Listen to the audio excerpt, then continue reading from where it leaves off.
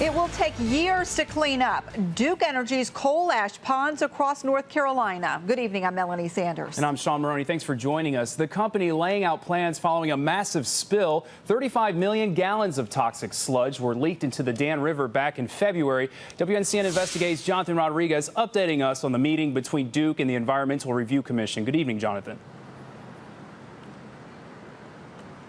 Well, Sean, there certainly are a lot of different opposing opinions when it comes to how should Duke Energy handle its coal ash. But after a 3-hour meeting here at the Legislative Office building, the consensus in the room was that North Carolina has quite a large problem on its hands when it comes to addressing these ash ponds. We're talking over 90 years of coal burning that has contributed to millions of tons of ash that we're now faced with. And the two big questions that remain are where is Duke Energy going to put it and who's going to pay for it? And during the meeting, the president of North Carolina Operations for Duke Energy said they will be closing down all of their ash ponds, but it's going to be done on a site-by-site basis, and they will have those plans by the end of the year. But when estimating costs, he says this could reach up to $10 billion for the company and could take up to 30 years, which critics say is way too long. But I really think that the public is expecting to see a quicker resolution, a quicker closure strategy, and I'll just leave it at that. I fully understand that. Everybody wants this issue to be resolved quickly, and we do too. But to do it right, to do the required engineering just does take time. Coal ash is a can that has been kicked down the road for far too long.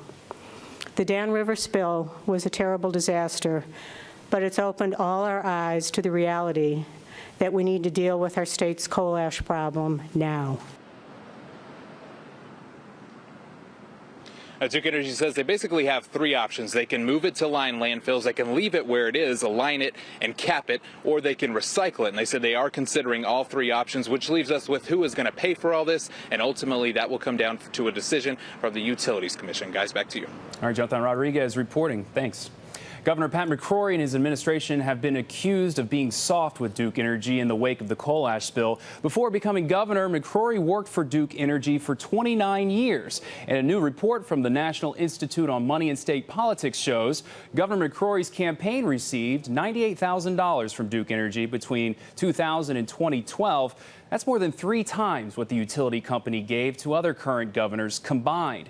87% of the donations from executive officers at Duke went to McCrory's campaign. Shocking new details tonight about